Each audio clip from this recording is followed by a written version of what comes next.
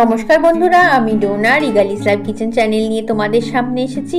আজকে আমি তোমাদের জন্য একটি স্পেশাল রেসিপি নিয়ে এসেছি। আজকের রেসিপির নাম হচ্ছে মাটন কিমা বিরিয়ানি।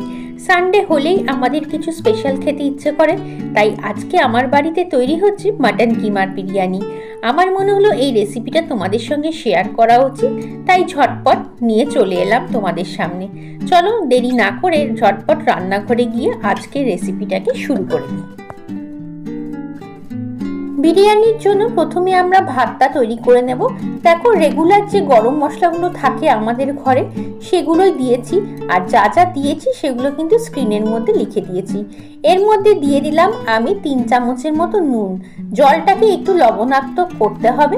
এখন জলটাকে আমরা খুব ভালো করে ফুটতে দেব। জল যখন ফুটে যাবে তখন ধুয়ে রাখা বাসমতি রাইসটাকে আমি জলের মধ্যে ছেড়ে দিলাম। দেখো, অলরেডি জলটা ফুটতে শুরু করে দিয়েছে। এখন যে বাসমতি রাইসটা আমরা নিচ্ছি সেটাকে আমি আধা ঘন্টা আগে ভিজিয়ে রেখেছি খুব ভালো করে ধুয়ে। গরম জলের মধ্যে চালটা দেওয়ার পরে খুব বেশি হাতা দিয়ে কিন্তু নাড়বে না, আলতো হাতে হাতাটাকে জাস্ট একবার দিয়েই আমরা তুলে ফেলবো। দেখো, অলরেডি ভাতটা কিন্তু হয়ে গেছে। 70% কুক করতে হবে ভাতটাকে। অপরদিকে কড়ার মধ্যে আমি টেবিল চামচ দিয়ে 3 টেবিল চামচের মতো তেল দিয়ে দিলাম। এটা আমি হোয়াইট অয়েলে করছি। আর যে গরম মশলাগুলো দিয়েছিলাম ভাতের মধ্যে সেই রকমই আরেকটু গরম মশলা আমি রেখে দিয়েছিলাম। সেই গরম মশলাটাকে তেলের মধ্যে দিয়ে দিলাম ফোড়ন হিসেবে। তার সঙ্গে দিয়ে দিলাম 1/4 চামচের মতো গোটা জিরে। গরম মশলা থেকে অলরেডি খুব সুন্দর গন্ধ বেরোতে শুরু করে দিয়েছে।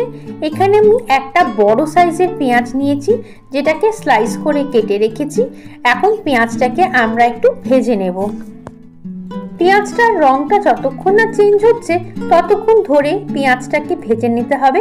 পেঁয়াজ ভাজার সময় এর মধ্যে আমি দিয়ে দিচ্ছি 1 টুকরো জায়ফল, যেটাকে আমি গ্রেটারের সাহায্যে একটু গ্রেট করে দিচ্ছি। এই সময় জায়ফলটা দিচ্ছি কারণ প্রথমে দিলে তেলের মধ্যে পুড়ে যেতে পারে, সেজন্য পেঁয়াজটা দেওয়ার পরেই আমি জায়ফলটা দিলাম। এই রেসিপিটা কিন্তু আমি একেবারেই ঘরোয়াভাবে করছি, খুব বেশি আড়ম্বর করে করছি না। যারা নর্মালভাবে বাড়িতে সবসময় বানাও তাদের যাতে সুবিধে হয় সেইভাবেই কিন্তু বানাচ্ছি আমি রেসিপিটা। পেঁয়াজের মধ্যে দিয়ে দিচ্ছি একটুখানি নুন যাতে তাড়াতাড়ি পেঁয়াজটা ভাজা হয়ে যায়, আর দিচ্ছি 1 চামচ রসুন বাটা আর 1.5 চামচের মতো আদা কাঁচা লঙ্কা বাটা। এখন রসুন আর কাঁচা লঙ্কাটাকে আমরা একটু ভালো করে ভেজে নেব যতক্ষণ না কাঁচা গন্ধ দূর হচ্ছে। এই সময় আমি অ্যাড করে দিচ্ছি 1/4 চামচের মতো হলুদ গুঁড়ো। হলুদ গুঁড়ো দেওয়ার পরে পেঁয়াজ, আদা, রসুন, হলুদটাকে খুব ভালো করে ভেজে নেব। পেঁয়াজ, আদা, রসুন ভাজার সময় আমি দিয়ে দিচ্ছি এর মধ্যে 400 গ্রামের মতো মাটন কিমা। আমি এই রেসিপিটা মাটন কিমা দিয়ে করছি, তোমরা চাইলে চিকেন কিমা দিয়েও করতে পারো। অল্প পরিমাণে মাটনের চর্বি ছিল, সেই চর্বিটাও দিয়ে দিলাম এর মধ্যে। চর্বিটা দেওয়ার জন্য আমি কিন্তু তেলটা কম ব্যবহার করেছি, বাকি তেলের পোর্শনটা কিন্তু এই চর্বিটাই কাজ করে দেবে। দেখো, এখন কিমাটাকে খুব ভালো করে ভেজে নেব, তারপরে কিন্তু মশলা দিয়ে কিমাটাকে খুব ভালো করে কষিয়েও নেব। এখন এর মধ্যে দিয়ে দিচ্ছি 1 চামচের একটু কম ধনে গুঁড়ো, 1 চামচের একটু কম জিরে গুঁড়ো, 1/2 চামচের মতো দিচ্ছি কাশ্মীরি লঙ্কার গুঁড়ো। আর যেহেতু সব গুঁড়ো মশলা ব্যবহার করেছি সামান্য পরিমাণে একটু জল দিয়ে দিলাম। এখন মশলাগুলোকে ভালো করে মাটনের সাথে মিশিয়ে দিচ্ছি। মেশানোর পরে কিন্তু কষানোর পালা। যত ভালো করে কষাবে ততই কিন্তু বিরিয়ানির টেস্টটা বেড়ে যাবে। মশলা আর মাটনটাকে কষানোর সময় এর মধ্যে দিয়ে দিচ্ছি আমি 1/2 চামচের মতো বিরিয়ানি মশলা। বিরিয়ানি মশলাটা এটা আমার ঘরে তৈরি করা। তোমাদের যদি ঘরে তৈরি না থাকে বাজার থেকে কেনা বিরিয়ানি মশলা দিয়েও তোমরা এই রেসিপিটা তৈরি করে নিতে পারো। কয়েক টুকরো আলুকে আমি ভেজে রেখেছিলাম আগে থেকেই। এই আলুটা দিয়ে দিলাম মাটনের সাথে একটু কষানোর জন্য। বিরিয়ানি খাবো আর আলু থাকবে না, এটা তো হতে পারে না, সেই জন্যই আমি আলুটাকে আগে থেকেই ভেজে রেখেছিলাম। দেখো, দুধের মধ্যে আমি বিরিয়ানি মশলা, কেওড়ার জল, গোলাপ জল সব গুলে রেখেছিলাম। সেখান থেকে একটুখানি দুধ আমি দিয়ে দিলাম এই মশলা কষানোর সময়। এখন দিয়ে দিচ্ছি এর মধ্যে 3 চামচের মতো টক দই।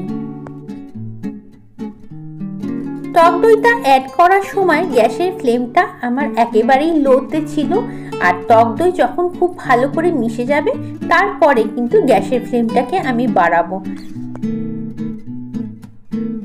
মাটন কিমাটা কষানোর সময় এর মধ্যে দিয়ে দিচ্ছি 1 চামচ কেওড়ার জল আর 1 চামচ গোলাপ জল।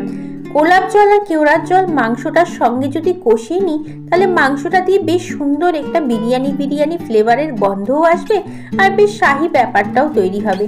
দেখতেই পাচ্ছ বেশ সুন্দর কষা কষা হচ্ছে। এখন এটাকে আমরা 5 থেকে 7 মিনিটের জন্য গ্যাসটাকে মিডিয়ামে রেখে ঢাকা দিয়ে রেখে দেব।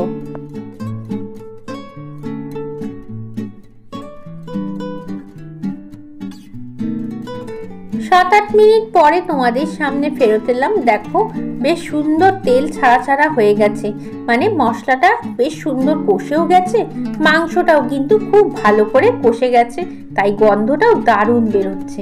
এখন আমরা এর মধ্যে আর বিশেষ কিছু দেব না, যে রাইসটা তৈরি করে রেখেছি সেইটাকেই দেব।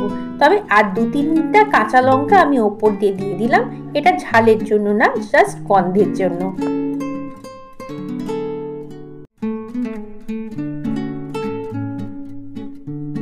আমি কিন্তু এখন পর্যন্ত ঘিয়ের ব্যবহার করিনি। এখন আমি এর মধ্যে 1 চামচের মতো ঘি দিয়ে দেব। দেখো ভাতটাকে তো আমি রেখেই দিয়েছি পাশে। এখন এই মাটনটার উপর দিয়ে ভাতটাকে সুন্দর করে বিছিয়ে দেব।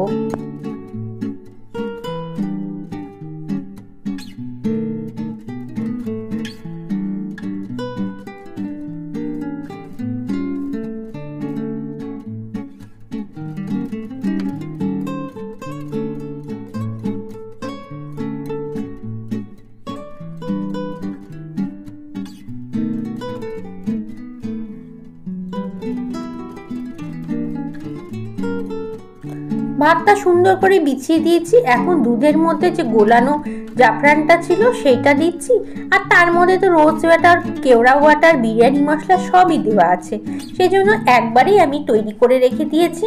আর দিয়ে দিচ্ছি ওপর দিয়ে বেশ খানিকটা ধনেপাতা। ধনেপাতা ছেটানোর পরে ওপরে আমি দিয়ে দিব 1 চিমটি বিরিয়ানি মশলা। একটুখানি বিরিয়ানি মশলা ওপর দিয়ে কিন্তু অবশ্যই ছড়িয়ে দিতে হবে। এখন এর উপরে আর দিচ্ছি আমি একটা কাঁচা লঙ্কাকে 4-5 টুকরো করে রেখেছি, সেই কাঁচা লঙ্কাটাকে দিয়ে দিলাম। কাঁচা লঙ্কার গন্ধটা আমার বেশ ভালো লাগে, সেই জন্যই আমি দিলাম। তোমাদের যদি না দিতে ইচ্ছা করে স্কিপ করতে পারো। ওপর দিয়ে দিলাম বেশ খানিকটা ঘি। এই সময় ঘিয়ের কিন্তু ব্যবহার করতেই হবে, ঘিটা দিতেও হবে, তা না হলে গন্ধটা ভালো হবে না।